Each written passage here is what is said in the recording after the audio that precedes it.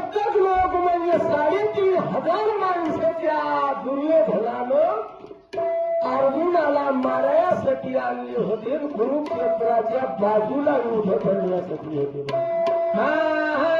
आणि अर्जुनच्या हिरा माराया करता गेले तेव्हा अभिमानूला चक्रयुवामध्ये घातलं आणि धरणीवर पाळलं. युद्धाचा नियम होता खाली पडल्याच्या नंतर त्याला कोणी मारायची नाही. चैत्र झालं लाथ मारली.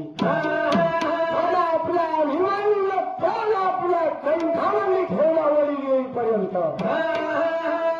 आणि हे संसप्तक मारणारा अर्जुन आला आणि शिबिरावर सगळी पांडव मंडळी पोहोचली होती. इकडं तिकडं पाहिलं अर्जुनानं पाहिलं आणि धर्माला विचारलं समसप्तकी आल्यावर